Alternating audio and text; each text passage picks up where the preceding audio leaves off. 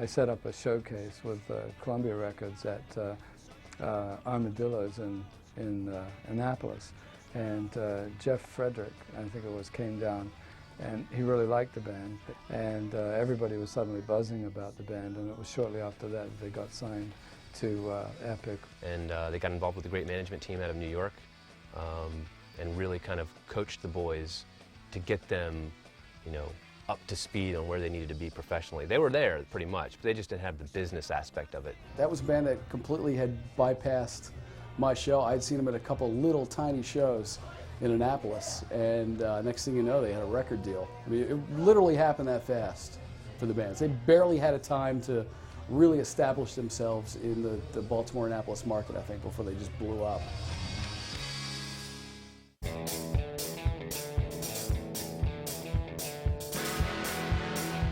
Good Charlotte were well on their way, with singles such as Little Things making waves on the radio, and in late 1999, when chart-topping band Lit asked them to support them on their East Coast tour, the record labels began circling. In May 2000, the band were signed to Epic and released their eponymous debut album, Good Charlotte, in September of that year. At that time, Don Gilmore was the hot producer because he had just done the Lit record and the Linkin Park album. So he had hit 2 home runs out of the ballpark. And their manager was really instrumental in getting him to work with them, and he helped define their sound right out of the gates. So once that record was done, they were off and running, and I think it did okay. It didn't do great. By today's standards, with the number that it sold, I have no idea if they would even be picked up again. But back then, you had at least 5 minutes to get it together to do another record. We feel really lucky because I feel like we got into music right at the end of when labels really believed in developing rock bands, because now you just don't really see it that much anymore. And I went up to New York and sang a little bit on a tune. I had gotten so used to hearing the demos that I was like, oh man, why did you change this? But it really did. It matured to a certain level. In the same way when we made a record, and there's a certain give and take you have to have when you work with a real producer, that you've got to accept where this kind of this child of yours is going to grow up to be, you know what I mean? You can give birth to it, but you can't really designate how it's going to grow up. Basically where the sound for the first album came from, as far as the writing, was basically from the soul of Benji and Joel. It came from, I mean, right off the bat, they wear their hearts on their sleeves, and you can tell that right with the you know, the little things. They tell you flat out how it was, and those aren't just lyrics. That's a story. That's a life story that they came from. You know, where their father did leave them. You know, they weren't. You know, they wanted to play baseball a lot more, but didn't necessarily get the playing time, and so on. And you know, luckily they had music to help them through that, because unfortunately there's a lot of kids that don't have that, and they unfortunately do horrible things to themselves or go down the wrong paths or so on, you know, and surround themselves by the wrong groups, which is basically something that they've been able to do and help other, you know, when I was on tour with them, there was people that were able to sit there and come up to us and be like, you know, their sound really affects me. With Little Things being the most popular song, that song hit notoriety and gave the band notoriety right away. It was extremely catchy. It was kind of the anthem for the adolescent, teenage, male and female.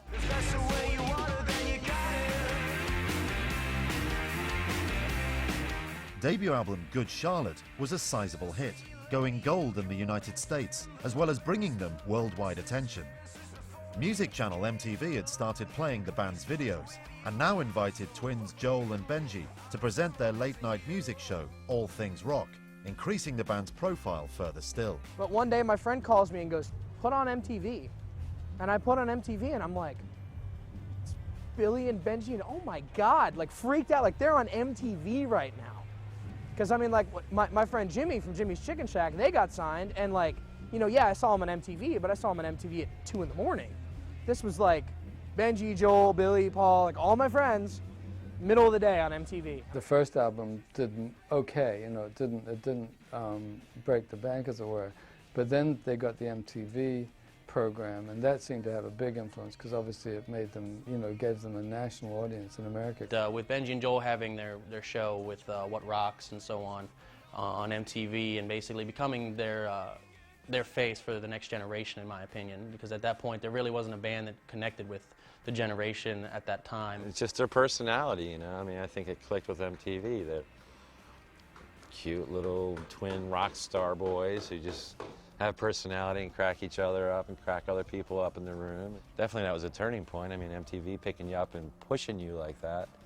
You know, they don't just pick people and push them for no reason. I think they handled it pretty well, you know. For the most part, very mature, too, for their age. I don't know that I could have done that.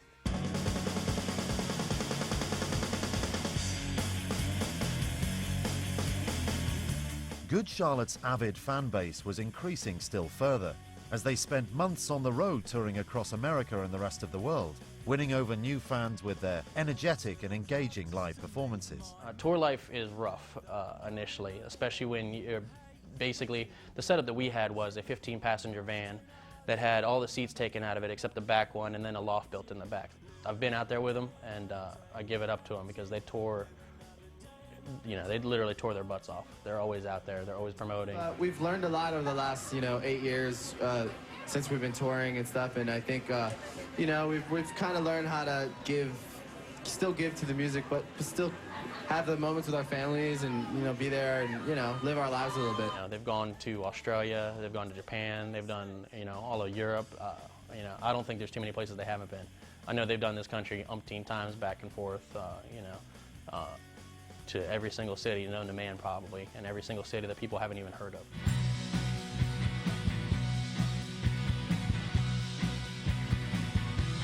Never ones to rest on their laurels, the band used some rare days off from their relentless touring schedule to record several cover tracks for hit comedy film Not Another Teen Movie in 2001. I think they were about a month or two into their first major tour. They came in here to lay down tracks for music for the Not Another Teenage Movie soundtrack. And they came in here for, I guess, 4 or 5 days in the middle of a tour, and we worked our butts off 18-hour days for 4 days in a row and got the songs tracked for the movie.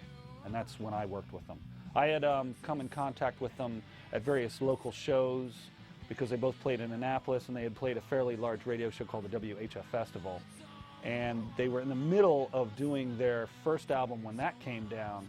So they flew from LA to do the show on like a 100-degree day, and it was miserable and it was hot. But they did the show, and then they kind of split and went back to work. Because in LA we live there, we have our lives, our houses, and our dogs and all that stuff. So, it's not hard to focus. It's just hard to really make yourself work for 10 hours a day, in the studio. They had come in with rough sketches, audio sketches of like rehearsals at sound checks and things like that. So they had worked all the songs out before. Aaron, their original drummer, had some ideas for like drum loops and things like that, so we incorporated a couple of those things into the songs, because at that time it was really important to have loops in your songs because that was the rage of the day.